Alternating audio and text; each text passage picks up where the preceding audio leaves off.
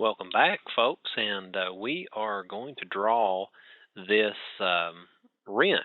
It's some type of wrench here, and I'll show you the best way that I see how to draw it. I mean, there's many different ways. You do it however you feel is best for you, but I'm going here and start by creating a new sketch, XY, and I'm just going to lay out the base of this whole thing. And I just start out, and I want to start with this.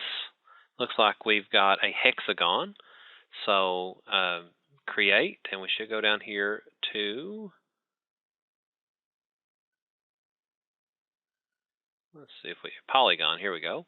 And this one, if you'll notice, it says an 8mm hexagon, and that's inside, so 8 millimeters, and that's going to be on the circumference. That means you're going to measure it from flat to flat, and that means it's going around the circumference of it. The wall thickness is 1.5, 11mm outer diameter. So when I start this, I want to get in here and do polygon, circumscribe polygon. We're going to start right here in the center of this thing. And it doesn't matter for sure on that one. I'm going to do the outside first. And it's looking for the radius, so half of 11. I mean, we know what that is. It'd be 5.5, but if you do 11 divided by 2, it still knows that. All right. So we went ahead and put that in there, and we'll get the rest of that in just a moment. But so we've got that, but I want to turn it around. I want this flat to be lined up with this axis here. It just needs to be turned.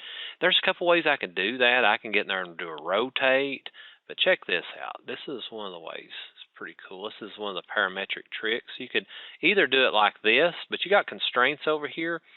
And if you'll notice, you've got a horizontal or vertical. If I click on this and then click this line here, it would turn it. But you could have also used this line and done a horizontal.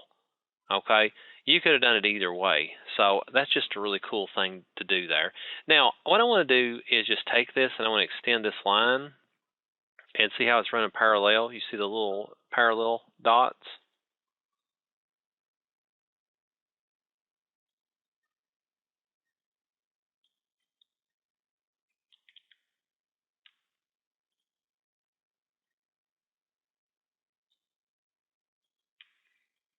All right. And you'll notice that it's the ends of this, and I'm just going to put a line across.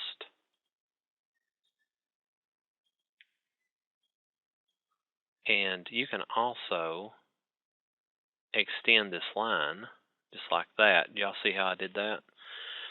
And I'm going to go here and do a dimension from this edge, and it's going to go to right there, 16.02. It's kind of an odd number. So we've got that at that point, and I'm going to delete this line out for the time being. And then we're going to come back down through here to this end, and I'm just roughly going to put it in, just eyeballing it. You know, I don't know what, you know, we'll have to figure it out here in just a minute, but I will go from this point to this point, and you see it's 45.52, so 45.52. And then I'll also, I want to put another line in here from the center of this over, because I want this to be symmetrical here, and I'm going to do a measurement from that point to that.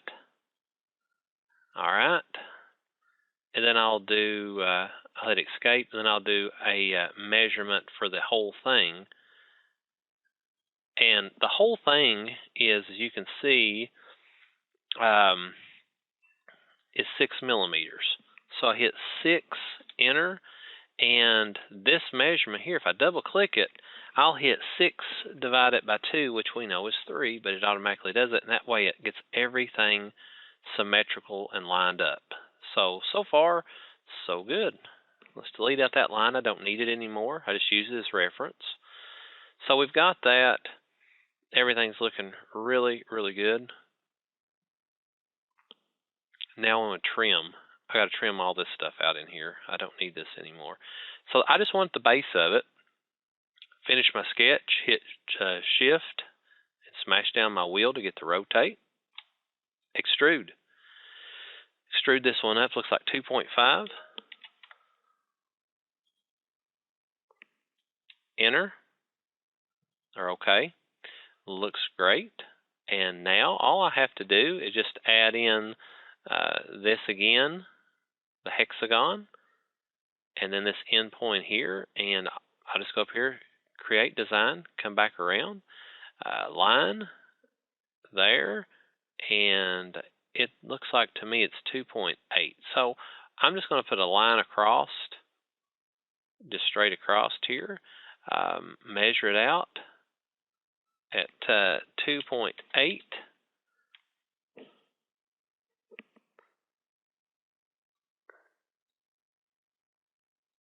Just like that. And then you'll notice it's got, I'll have to zoom in on that just a little bit, but anyways, it's got a little, and right in the center of it, it's a little, looks like a 90-degree, because it says right here it's 45, so both of them together would be included at 90 degree. It's 1 millimeter back. So what I do,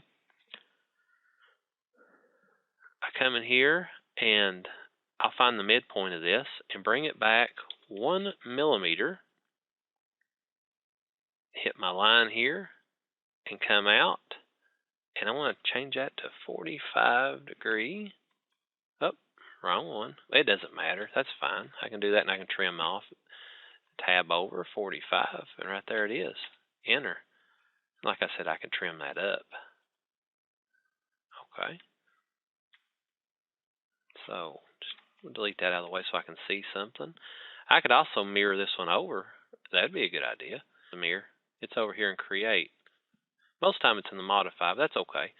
So click on that, and then click on your mirror line, which would be this. It puts it on the other side. Okay on that. Beautiful. And then I go in and I'll delete off that extra little line I used as my mirror line. And there that is, a complete part. And I want to hit trim. It looks like I got that piece still in there, so I'll trim that out. And now that's a solid. So finish sketch. I rotate it around just a fuzz. Looks like everything's in line. Extrude. And to me, it looks like the overall from the base up is 6. So from the base up is 6. So I go ahead and change that to 6. Okay. And I just want to look at it from the top view, just so that everything looks like it's lined up correctly. That looks really good. Okay. So now we come up here and do the same thing. We add this in, and it's pretty simple. So again, create sketch on that plane, and let's put that in there.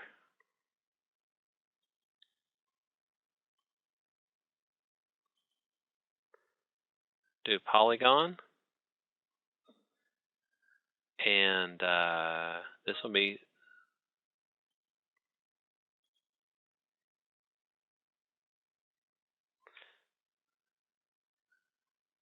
and the best way to do this, to center this, would be, there we go. And see, it's not on that point. And that's okay. That's fine. We can put this in there sideways, whatever we want to do with it. No big deal. So when we go in here to measurement, we can adjust all this. We can make this thing overall, the whole thing is 11. And we can take and come in here and do a vertical. There we go. And then we can go in and do a tangent there. I ain't going to use a tangent, is it?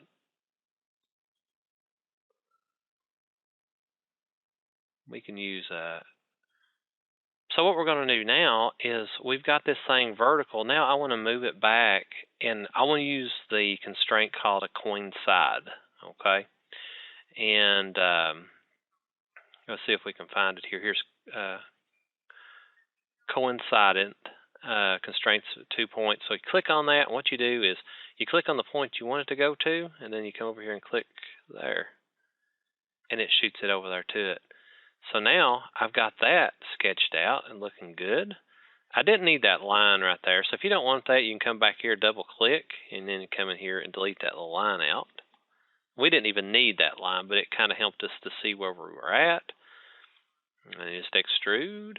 And again, this one is 7.5, the extrusion up. 0.5. Now we just got to put the cut out in the middle. Then you got the, looks like a fillet all the way around. There is no designation on the fillet on that. So we'll just come in here and put one. I'm sure it's just for support, but we'll go along and put one in. Let's see what it looks like with a 5mm. Oh yeah, it's way too big. Let's do a 2. Let's go back to like a 1. I think a 1.5. We're just eyeballing. If I use a 1.5, would be fine on that. So you got that in there now. Looks great. Now let's go up here and let's put the actual hexagon in there, the socket, and it's 8mm. So again, create new sketch. Click on the face of that top. Just as we've done before, just come in here and get your polygon and click, and 6 sides, and it doesn't matter how you put that thing in there. It is 8mm, so 4, and again, use your perpendicular, and then you can use that coincide tool if you want to locate. Well, not a coincide, actually. We'll use a dimension here because we should be centered up with this thing, okay? So the offset here, it should be a 1.5. So if we get one side there and then we come down here with another on this side, we should have it centered up all the way around. That should be perfect. Y'all see that? So it doesn't matter which side you select now. It should all be should all be perfect right now as far as the offset. So finish your sketch out. Come in here, let's extrude this thing, and there is what I want, but I want to cut it. But you can also grab this and go like that. It changes it to cut. I'm just going to do distance as all. I've always told you that. Don't just type in the distance. If you're going to cut through something, do all, because if you ever do any type of revision down the line, it'll cut through all of it instead of a certain dimension that you give it, because sometimes if you don't give it, if you just give it just enough for this, it would leave a little bit of a material if you add it to it down the road, the height of it. So it's easier just to do it now. So we got that. Looks good. And only thing left, I think there's some more little fillets around the edges. You guys know how to do that. Just select them all at one time. And then put, let's just put a 1mm in there. That's way too big. 0.5. It's, no, I mean 0.5 instead of 1.5. It just kind of just knocks the rough edges off. You're deburring is basically what you're doing. So there it is. If you need help with this one, you just need to let me know.